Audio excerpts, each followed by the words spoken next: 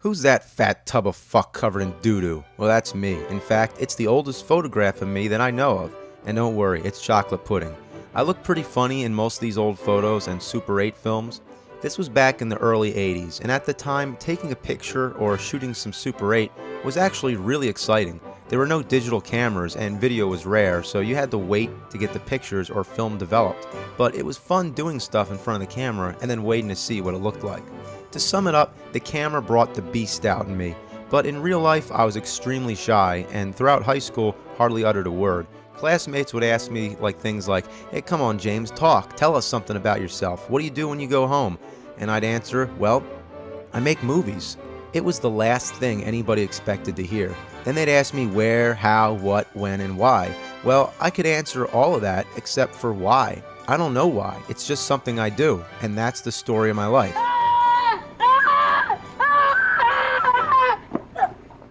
To this day, I've made 199 films, and right now, that number is changing to 200. What's my 200th movie? You're watching it right now. This is CineMassacre 200, my own documentary on how it happened. It all started at a very young age when I got an audio tape recorder for Christmas. I began recording my own stories, complete with sound effects and doing voices for all the different characters. What about you? Give me time to finish shit. I get my car before I kick your butt. Then I got a camera, and I spent most of my days going out in the yard with my friends and taking pictures of everybody making silly faces. Then we started having fights with Nerf swords and plastic baseball bats, and started making up adventure stories, largely inspired by video games like Legend of Zelda and cartoons like Ninja Turtles. We would pretend that a streetlight was a long-necked dragon, that a turtle-shaped sandbox was an evil monster, and my dog was the vicious four-winged terror. Sometimes I would even draw on the pictures. I arranged all these photographs in albums and wrote stuff next to them, so by putting them all in order to tell the story, I was sort of learning the basic concept of editing.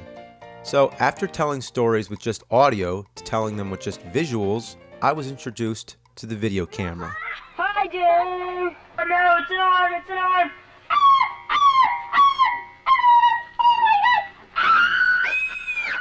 Now, it wasn't just about picture and sound, but movement also. And the best part about it, unlike film, was that you get instant results. You pop the tape in the video player and there you go, it's right on your TV. Wait, are these pants? What the heck was that? Now, at the time, VHS cameras were expensive. It was more like for family events, but as time went on and I continued to abuse it more and more, it gradually became my own. You're upside down! Look down! Look down! I said look down, not up! Look down! I often used to run around with the camera like some kind of virtual reality flying simulator. Soon my ambitions were growing higher. I wanted to make movies, so I got my friends together and staged these little slapstick comedies. Tastes pretty bad. Tastes worse than beer. Take a bite out of crime.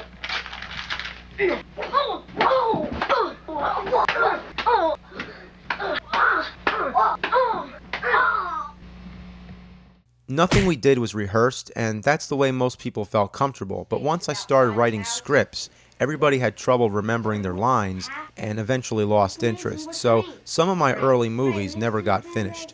So I started making movies without actors. Instead, I used puppets or action figures. It's almost like playing with toys through the eye of a kid. Sometimes I'd actually act in the films myself, and the plot would involve my toys coming to life. This was before Toy Story. Whoa! Little did I realize I was learning the basics of composition, how to use foreground and background space, and to get the characters to move, I would sometimes use strings, but most of the time it was just me moving them with my hand, so I had to be careful not to show my fingers. And this was also good practice for framing shots. When making a movie, you're often trying to crop out stuff like lights, crew, or a fake set, so this was good training in a way. Eventually, I got tired of these action figure films, so I started focusing on other forms of art, such as drawing. Do you see the line in this picture? Painting, and using primitive computer programs. I wrote books by hand, one of them based on The Legend of Zelda. I also illustrated a series of adventure comic books which I kept up with on a monthly basis. I was even making movies on good old Mario Paint. Eventually I started taking Saturday classes at an art university for animation. Here I was able to take advantage of the school's animation equipment, basically just a camera pointing down at a table connected to a time-lapse VCR. I made a series of cutouts and turned them into adventure epics. I was only 13 and I realized what I wanted to do with my life. I wanted to make movies.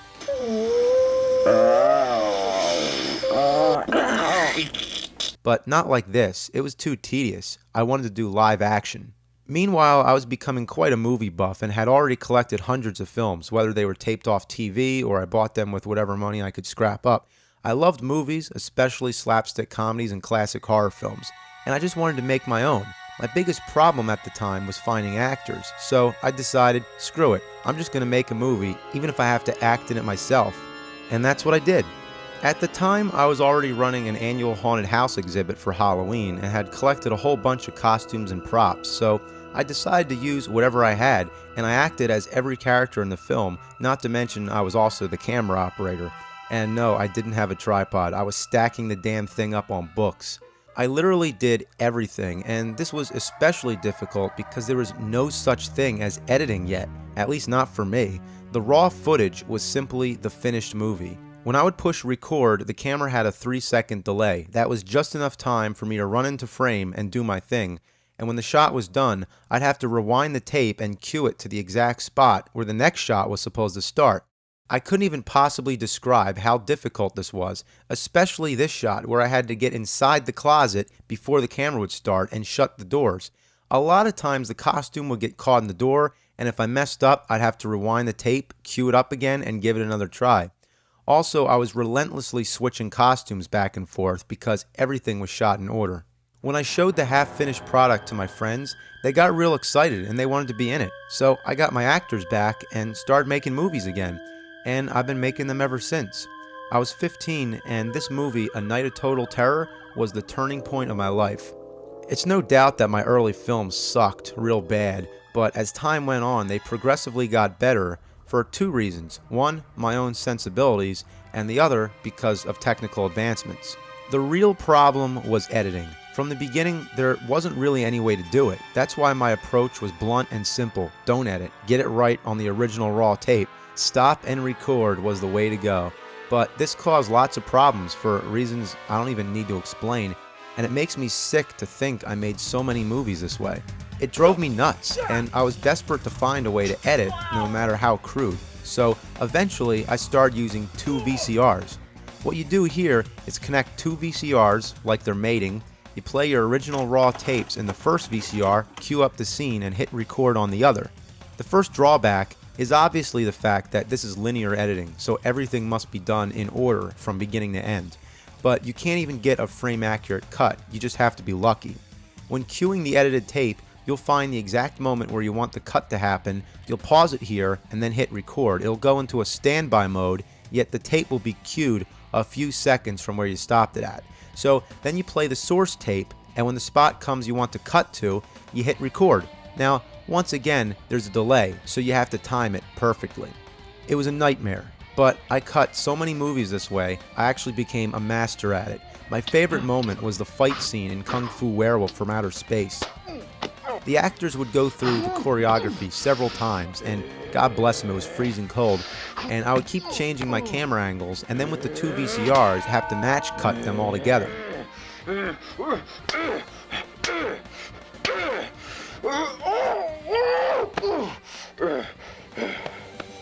I also did a music video for a Black Sabbath song in which several different images would flash by, some of them only lasting a fraction of a second. Now there's 30 frames a second, and I knew that the delay on the VCR was 13 frames. It was that sick. I had it down.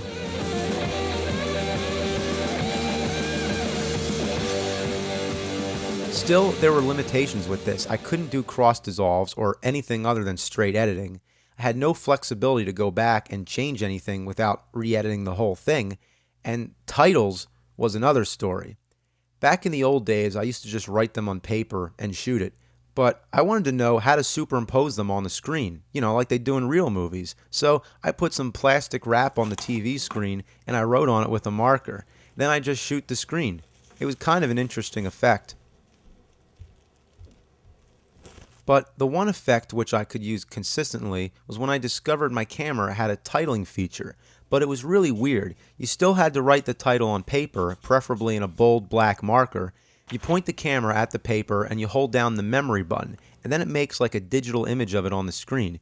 You had to be careful not to get shadows in there, and often the effect was quite messy, but it did the job. But this also meant that your titles would have to be shot live. So when I was shooting the movie, I'd have all my pieces of paper with me and the titles ready. The only way I knew how to lay the titles in later was, again, to record the TV screen. But then I thought, well, if I have to draw the titles on the screen, why not draw anything? So lots of times I used to make my friends interact with ghosts and all kinds of weird creatures. Eventually I purchased a title maker for $200. For me, it was a lot of money back then. It was basically just a keyboard. I'd connect it to my Duo VCR editing system, set up a title, and while recording, I'd make it appear. So not only was I editing, but at the same time I had to make the titles come up on cue. You could fade the titles in and out, and then I was like, hey, wait, if I just make a solid background color, I could fade to black. But unfortunately, you can still see through it a little bit. It was transparent, but fading to white was perfect and solid. Especially if it was a snow scene, it worked out fine and actually looked pretty good. Sometimes I wanted to use fast speed like an old silent comedy. The only way to do it was hit fast forward and record it. Depending on the tape or the VCR, it would usually have a lot of junk on the screen, but sometimes it would come out pretty clear. Other times I'd want to use slow motion.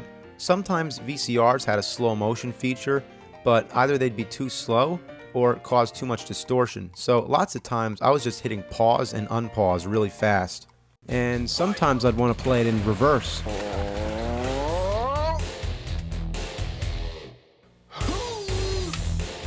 Another problem was trying to make images upside down. For this shot, I was trying to create the illusion of a shit monster crawling up a building. The effect would be accomplished by simply dumping the quote-unquote shit upside down, but the only way to get an upside down shot was to film it upside down. Now, the biggest problem of all was audio. From the beginning, my first concern was trying to add music. The first approach was simple. Cue up the music on a cassette player and hold it next to the camera. Yeah, live, while shooting the damn movie. If I cut camera, the music would cut too. Not to mention, I couldn't do a mix to balance the dialogue with the music. So the second method was to record the TV screen using the audio from both the TV speaker and the tape player. It was a mess, but it worked. The third technique, for about $50, I bought a controller that had an audio dubbing feature. Now I could dub music right on the first generation tape without having to record the screen. But the problem here was that it erased all the original audio, replacing it with the new audio. So if I wanted music, dialogue, and sound effects all at the same time, I had to get all the actors together and re-record their lines. The voices would never sync up properly, so we used it for comedic effect. Your mother's mom!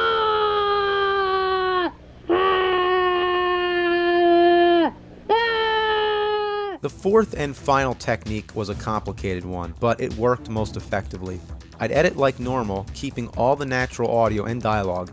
Then I'd copy the edited movie onto a third generation tape. While this was copying, I was dubbing all the additional audio without erasing the original. I was fading the music in and out while doing all the Foley sound effects at the same time, basically performing the entire soundtrack live.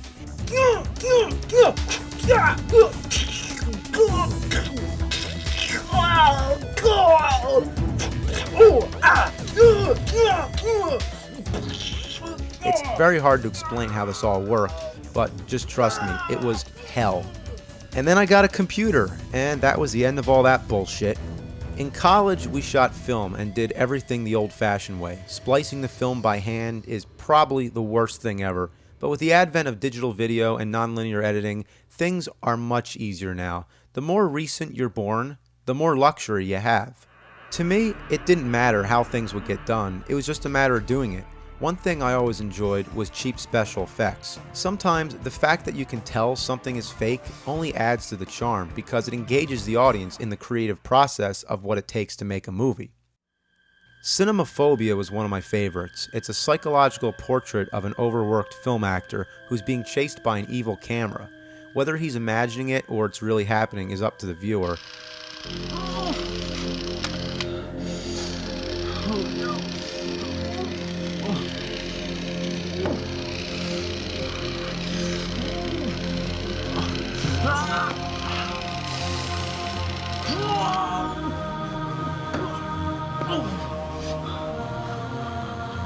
Now there's a part where the camera walks down the steps. I throw a candle at it, lighting the whole living room on fire, and it was obviously all done with special effects. The fire was just a fog machine and red lights, and there were a few shots which showed a real fire, but that was done outside, far away from the house, on just a small piece of carpet and a cardboard wall. I also got a fire engine into the movie, and that was just because I had access to it, so I wrote it in, and that's what you gotta do sometimes, but this film got me a lot of positive reactions, and it allowed me to let loose with the camera work.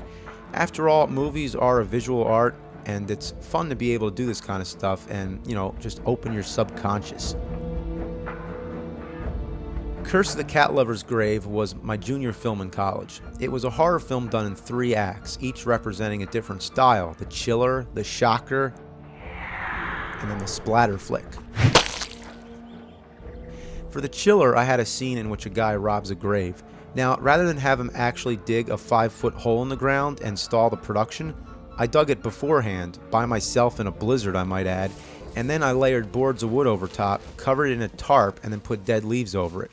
So he would only pretend to dig, and then we'd uncover the hole. I was shooting film at the time, and the whole fucking roll came back black, wasting over $100 and a precious day of shooting. Luckily, I shot video as a backup. Now, screening the film at the Junior Film Festival was a huge success. The reactions I got was out of this world. I mean, there were shock moments in the film that actually made people jump out of their seats. The stabbing scene had everybody laughing so loud you couldn't even hear the movie.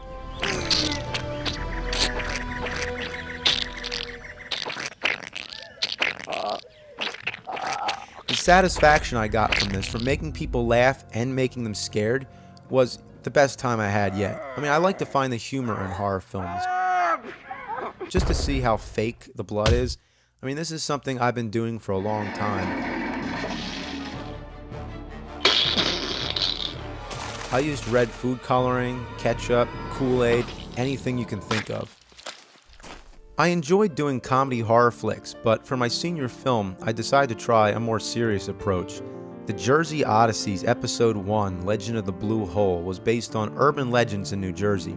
It's a portrait of a rebel and his search for the unknown. When he learns of the Blue Hole, rumored to be bottomless and the home of the Jersey Devil, he becomes determined to find it. Rather than special effects or gags, I was going for trying to draw the audience into the story and hit them with a twist ending. It went over so well that my school screened it twice. My first postgraduate film was a return to horror comedy, The Deader the Better. It's about 2 guys who work in a cemetery making a living killing the dead. I used the same sort of splattery blood effects that I've been doing, but this time I was experimenting with some digital tricks. Like, we'd have the person lay down and then smash a watermelon or something, and we put the 2 shots together, and there you go. Aside from being a gore fest, the big thing about it was that I built the cemetery in my parents' garage. I covered the floor with black tarp, spread out piles of dead leaves, hung black fabric from the walls, brought in real trees, and hung them by string. Then I carved all the tombstones out of styrofoam and painted it to look old. I got a big spotlight for the moon, flooded the place with fog, and there you go, a creepy cemetery. It took a long time, and it was a lot of work to put together. And some people have asked, why not just shoot in a real cemetery? Well, several reasons. I mean, one, the kind of stuff we were doing, maybe a little sacrilegious, 2, well, the whole thing takes place at night, and if we used a real cemetery, we couldn't shoot during the day, whereas in the garage we could shoot all day long, and it's still night. But Most important, I wanted complete control over the lighting. I wanted it to look like an artificial graveyard, to have the style of a 1930s horror film. There was also a scene where a zombie crawls out from a grave, so I had a layer of drywall and wood which I propped up on cinder blocks. The zombie would lay down underneath and then come up through the hole. Because of this setup, we had to shoot this scene first and then take it down and then set up the rest of the cemetery. This is one of several times I used the garage. As I mentioned earlier, I had an annual haunted house exhibit for Halloween, and there were paper walls dividing all the rooms, and all this was in the same garage, and I kept it a Halloween tradition for 6 years in a row, all through high school. Then for The Legend of the Blue Hole, there was a scene which took place in a mysterious antique shop, so I collected a bunch of old weird stuff and set it all up in a corner with some spooky lighting, and there you go. Most people thought it was a real store, but nope, it was just the garage. Over the years, I've recycled locations and props countless times. I've made all kinds of crazy movies in every back-ass kind of way possible. I've defined my own style, my own taste, and craft, but what I lacked was a way to show my work. After blindly sending out to film festivals without any idea what they're looking for, I started hosting my movies on my own website, CineMassacre.com. And as a result, I proved that the internet is the best place to get stuff seen and is the ultimate form of exposure. A short series I did of angry video game reviews was launched into a franchise. It was just one little thing I did as a joke, ironically taking less effort than most of my other work, but because of its connection with retro gamers and anyone with a good sense of humor, I guess, it exploded on the internet. And it's kept me busy producing episodes on a regular basis, and it's slowing down my other projects, but at the same time, it's bringing more attention to my other work. And on top of that, it's the first time I've ever gotten paid to do what I do. So that's my life story. I just like making movies, from the writing, the pre-production stages, the collaborating, the shooting, the editing, and eventually the audience reactions. It's a rewarding experience. Now, most of the movies I made are shorts, but I have plans for features in the works. From the beginning, my films have always had an independent, do-it-yourself attitude, and that's what CineMassacre refers to. It's the insane driving power behind my work. Making movies is not easy, and today, more and more people are doing it. And it's not something you can do and expect to be rewarded. I mean, you can't have any superficial goals with it. It's just something that you have to have a natural passion for. So, to all fellow filmmakers, I have the most respect. I hope you enjoyed hearing my story. Maybe you can relate to it, and if not, hope you found it inspiring. It's simply my goal to just keep doing this stuff, and there should be big stuff coming in the future.